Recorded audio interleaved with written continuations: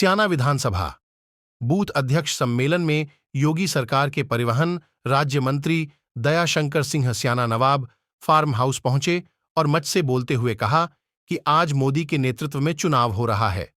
उत्तर प्रदेश में विपक्ष लोकसभा चुनाव में इतना भयभीत है कि चुनाव लड़ने को तैयार नहीं है कि अभी तक कांग्रेस अमेठी और रायबरेली में प्रत्याशी घोषित नहीं कर सकी है। विपक्ष पर हमला बोलते हुए कहा, आजमगढ़ से चाचा के बाद चचेरे भाई को मैदान में उतारा है। बदायूं में चाचा शिवपाल यादव भी बदायूं छोड़ने के मूड में लग रहे हैं।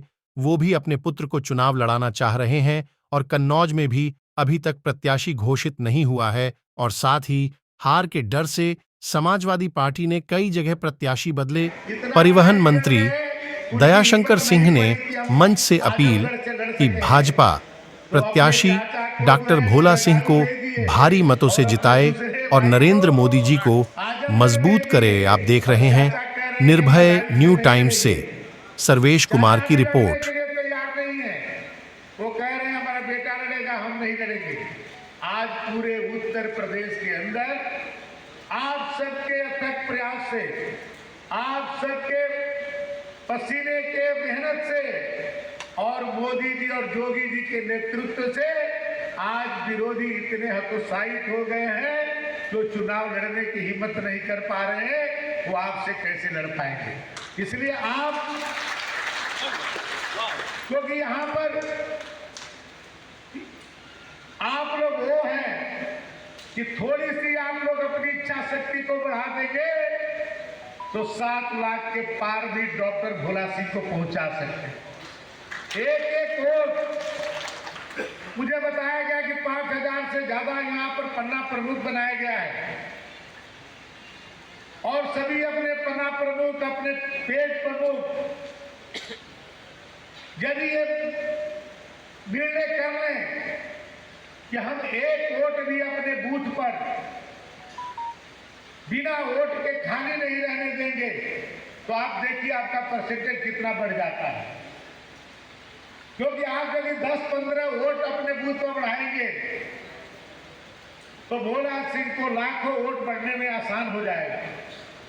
तो आप लोग इस बार ऐतिहासिक वोट जिता करके आप लोग भोला सिंह को यदि संसद में मोदी जी के साथ भेजेंगे तो आप ये समझिए कि इस बार केवल भोला सिंह मंत्री केवल सांसद नहीं रहेंगे, क्योंकि आप लोगों ने कई बार जिता दिया है उनको लाखों लाख वोट से। इस बार मोदी क्या है पूरा मामला?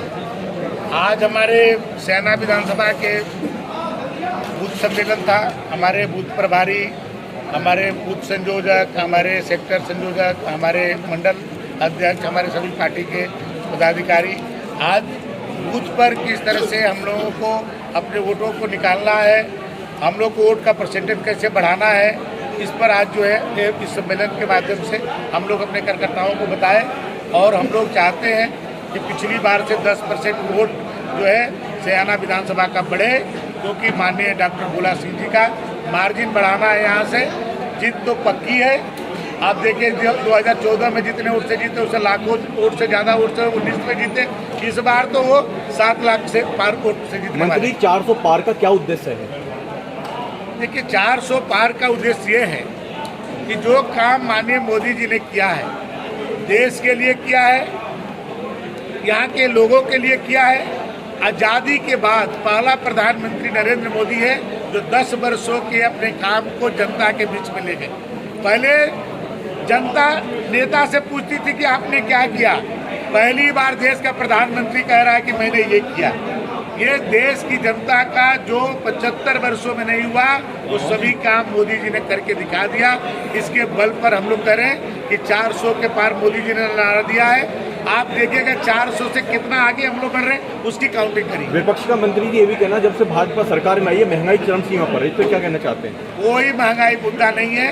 ये वो लोग बोल रहे हैं जो खुद महंगाई अपने सरकार में करते रहे हैं और इस तरह का कोई वो नहीं है, क्योंकि वो लोग केवल अब उनके पास कोई मुद्दा नहीं बचा है तो केवल यही बोल रहे हैं। उनके प्रत्याशी भाग रहे हैं और इस तरह की बातें वो बोल रहे हैं।